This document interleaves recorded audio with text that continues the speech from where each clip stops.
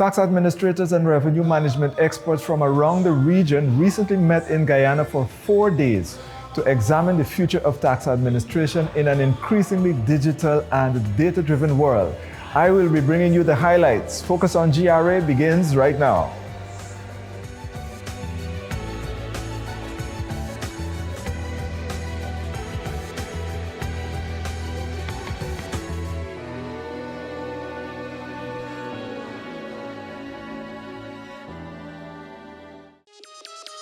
When it comes to healthcare, we all want the best. The best hospitals, the best doctors, and the best treatment. But sometimes the best comes at a heavy cost. Well, the good news is you don't have to worry about VAT on medical, dental, hospital, optical, or paramedical services. There's also no VAT on orthopedic appliances like hearing aids or others that are implanted on the body to compensate for a defect or disability. Sounds like good news to help you feel better for the best.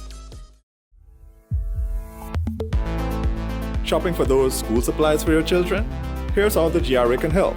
Textbooks, coloring books, graph books, dictionaries, pencils, erasers, crayons, lunch kits, scientific calculators, geometry sets, and many more essential school supplies are zero rated. School uniform garments for shirts, pants, skirts, kimonos, and dresses are also zero rated. So what are you waiting for?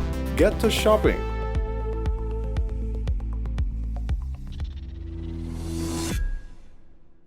Welcome to Focus on GRA, a program of information for taxpayer education. Now this week, we're coming to you from the AC Hotel at Ogle on the east coast of Demerara. This is where tax administrators and revenue management experts from around the region gathered for the 27th General Assembly and the Technical Conference of the Caribbean Organization of Tax Administrators, COTA. The Guyana Revenue Authority, one of the 24 member administrations of the Caribbean Organization for Tax Administrators, COTA, hosted the General Assembly and Technical Conference from July 27th to 31st under the theme Ready CARICOM Tax Administration, Smart, Data-Driven, and AI-Enabled for Sustainable Revenue. The theme of this conference, Future Ready CARICOM Tax Administration, Smart, Data-Driven, and AI-Enabled for Sustainable Revenue, appropriately recognizes that technology is an increasingly important tool in modern revenue administration. Digital technologies, advanced data analytics, and artificial intelligence offer significant opportunities to improve taxpayer services, strengthen voluntary compliance, identify fraud more effectively, and enable revenue authorities to make better use of limited resources. Future-ready tax administrations will not only strengthen revenue collection, they will strengthen governance, improve investor confidence, reinforce fiscal resilience, and help provide the foundation on which a more integrated, competitive, and sustainable Caribbean community can continue to be built.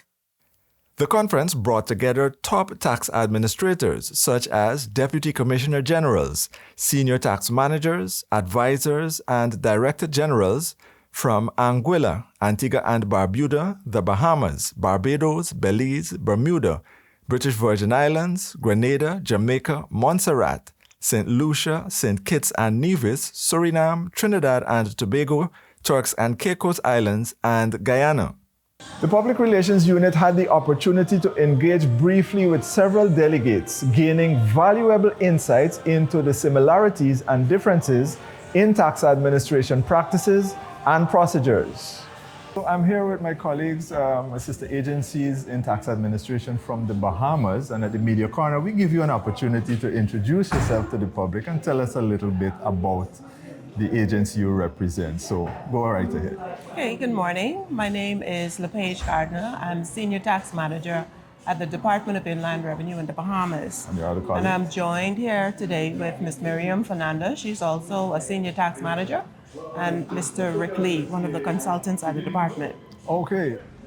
So, since we seldom get the opportunity to interact with our sister agencies, I'm interested to learn about your organizational structure because we run by a governing board headed by a chairman, we have a commissioner general followed by a deputy commissioner general, and we have deputy and assistant commissioners for both inland revenue and customs. We have a comptroller of customs. Okay. Is the structure similar like ours?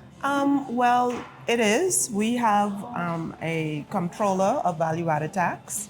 We fall under the Ministry of Finance. That's our governing body. Same. Yeah. And we have deputy comptrollers, assistant comptrollers. So our structure is somewhat the same. Ms. Felicia Ellie, thank you for joining us for this brief conversation at the Media Corner. This is the corner where we give you the opportunity to introduce yourself to the public and tell us a bit about your operations of your authority. Okay, well, thank you for that invitation. I do welcome it. As you've said, my name is Felicia Ellie. I'm the acting comptroller for the St. Lucia Inland Revenue Department. For us in St. Lucia, we are headed by a comptroller, supported by 2 deputies. And yes, and we have 6 assistant comptrollers that lead out at the helm of the department. Okay. For us, unlike Guyana and some other of our sister jurisdictions, I will say, we are not a revenue authority because we operate the Inland Revenue Department, but we also have a Customs Excise Department that deals with those other taxes. Interesting.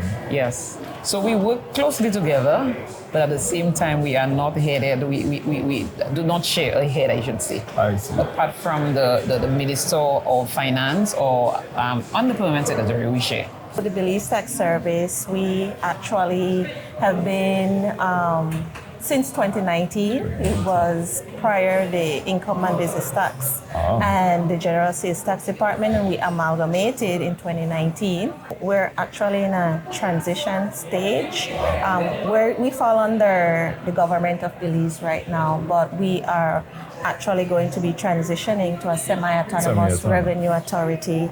So right now we are headed by a Director General and we report to the Ministry of Finance. We are fairly different from the Guyana Revenue Authority. We're not a revenue authority at all. We're still under the Ministry of Finance. So we are what you call a multiple directorate, where we have both revenue and customs under the Ministry of Finance, headed by a commissioner of Inland Revenue and a controller of customs, and both report to the Minister of Finance directly. We have a lot of digital infrastructure currently. Our tax system, we file online, you can pay online, and then for the other taxes that don't fit within our tax system, we have a portal.bra.gov.bb, which manages land tax online and a number of different smaller taxes that we operate. I'm Anthony Gittins from the Barbados Revenue Authority. The Revenue Authority in Barbados was established in 2014, so we're just 12 years old. And we are organized along functional lines rather than tax lines. I am currently serving as the Director of Tax Operations. We are just the tax administration. Customs is not part of the Revenue Authority in Barbados. So we are run by a board that has a chairman as well. We have a revenue commissioner, which is the equivalent to your commissioner general, 3 directors, and then there are senior managers. We do have the board, we do have the chairman, we do have the commissioner general, but we have 4 deputies. 4 deputies. One of whom will be here later today, Dr. Hank Williams. He's the deputy for Strategic Services Division. We have a deputy for Legal Services, we have a deputy for Corporate Services, and we have a deputy for Operations. So we have 4 deputies. And of course, each area has its own roles and function. As it relates to the Stats Department, that's where the planning and monitoring of TJ activities are carried out. And Operations deals with implementation. Corporate deal with the overall management activities. And then legal, as the name suggests, take on all the legal issues for the departments. If you consider, for example, today, the speed with which we can examine data submitted in relation to declarations, prices, volumes, declared values, and conduct very sophisticated analytics on this data with a dizzying speed in nanoseconds. The possibilities, if you will permit a little cliche, the possibilities are almost boundless, almost limitless. I urge you to avail yourselves of the opportunity to compare experiences, to share examples, and to consider how each of us in our respective CARICOM jurisdictions can learn from each other and learn from the accumulation of global experience in leveraging and in deploying today's technology and even tomorrow's technology being, and of course we've seen the speed at which AI is evolving and the speed at which technology is evolving. I urge you to contemplate ways in which we can use today's and tomorrow's technology to achieve these objectives of truly modern or even more modern and even more efficient tax administrations. Reflecting on Guyana's rapid economic growth as an oil-producing nation and the increased interest it has attracted from investors, Dr. Singh underscored the importance of maintaining a tax administration system that is fair, equitable, and secure, all of which can be achieved through the adoption of the right technological solutions. Especially in a rapidly growing economy like Guyana's, where we have unprecedented levels of foreign direct investment and unprecedented levels even of domestic private investment. Both domestic investors and foreign investors are investing in our country, in Guyana's case, and the same applies to any other jurisdiction in the region and indeed anywhere else in the world. Investors expect to find a predictable fiscal framework, a set of tax laws that will be applied consistently, fairly, and indeed efficiently. And here again, I believe that technology holds significant possibilities that are as yet unlocked.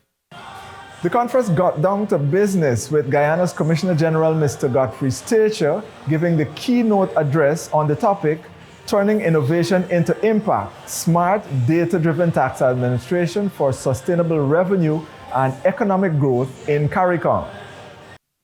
Taxing the already formal sector harder is not a revenue strategy. The strategy is to bring the informal sector into compliance, broaden the tax base, and with a broader base, reduce effective rates on those who already comply. E-filing and continuous transaction reporting that gives administrations real-time visibility into VAT-relevant transactions. Risk-based, AI-assisted case selection that concentrates audit and customs inspection effort on the transactions most likely to be non-compliant. And 4, regional data pooling through CARICOM and COTA and CARTAC, because most member states are individually too small to build this alone. Presentations from Guyana's Information Technology Head, Mr. Ceci Jones, representatives from the Organization of Economic Cooperation and Development, OECD, and the Inter-American Center for Tax Administrations, CITA, were among the highlights of the substantive discussions held during the 5-day deliberations. When you look for a tax administration, what is a tax administration right now? It's a big database. Of course, I'm not talking about the part of legal aspects, no? So we need to evaluate what we can do to use what they have to offer to us in terms of technology, no? You see, if you calculate the cost of a tax administration in the region, is less than 2%. So it's the best investment a government can do is to invest in their tax administration, because the tax administration will allow the country to collect the resource to finance other areas of the government. No? So, and to reduce the cost of the tax transaction What I mean tax transaction, the cost for the taxpayers to comply with the legislation and the tax to management, tax administration, no? Yeah. Both sides. And technology is a component, very important component to reduce, to lower the tax cost of tax transaction. What are you looking forward to most from this conference held between the 27th and the 31st? Well, this conference, for me, I'm looking for, AI is a big thing. AI is something, I will not say it took us by storm, but we heard about it and all of a sudden it's all over. So for us, our tax administration, AI is not something that we've generally utilized. In my opening remarks, I would have indicated that there are varying levels of comfort when it comes to AI. So I'm hoping at the end of this session, at least it gives us an opportunity to look at AI more broadly, to see exactly how best we can harness this tool to get us to a point where we can get the improved compliance that we continue to seek. AI is developing. There are so many different types of technologies out there, and we're here to learn from our colleagues in the region and perhaps see what there is that the Bahamas can use and benefit from as well. This is a big topic, and we in Belize, we've just been learning about some of the things that you could do with AI, so I want to see what the other countries are doing. Definitely, I'm looking forward to the latest trends, the latest directives in terms of use of data, and mostly looking to negotiate and to align myself with others to gain insight from other commissioners here so that we can use that to improve tax administration in Antigua. Looking forward, we are looking at having one system that is integrated for all of the taxes where possible. And we are currently keeping our eyes open to see what is out there that will better able manage with the Barbados Revenue Authority and its tax and digital environment.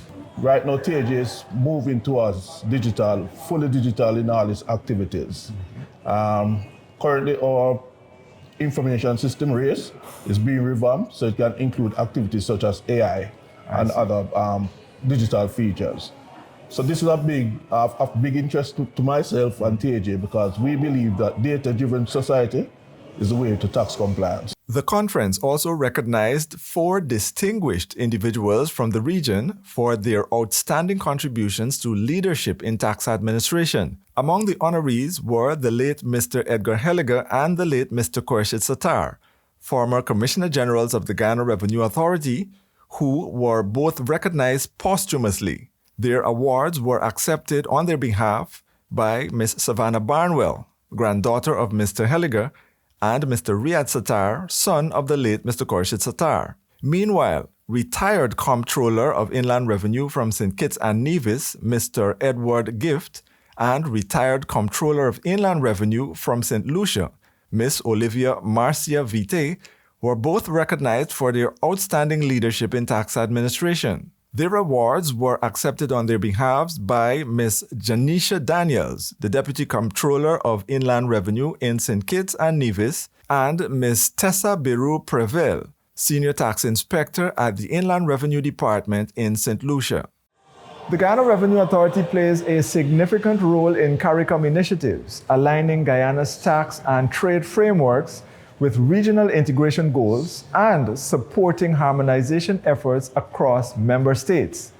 As host of the 27th General Assembly and Technical Conference of COTA, the Guyana Revenue Authority has the opportunity to highlight its accomplishments and best practices in tax administration while fostering stronger collaboration with CARICOM partners on innovative, technology-driven strategies to enhance revenue administration. A little information on COTA. The Caribbean Organization of Tax Administrators is an institution which assists in functional cooperation of the Caribbean community. Its goal is to support and develop efficient tax administration in the region through training, dialogue, and harmonized practices. It was established in 1971 at a meeting of the heads of regional tax administration conference in St. Lucia. where the Constitution was ratified. So the COTA work program is executed under the auspices of the CARICOM Secretariat through the COTA Executive Secretary, who advises the CARICOM Secretary General on tax administration. So that has brought us to the end of this special edition of the 27th General Assembly and Technical Conference of the Caribbean Organization of Tax Administrators, COTA, held in Guyana during the period July 27 to 31. For more information, visit our website, or you can visit the CARICOM Secretariat website. Our website is gra.gov.gy. You can also check out our social media platforms for more information. Take good care of yourselves and each other.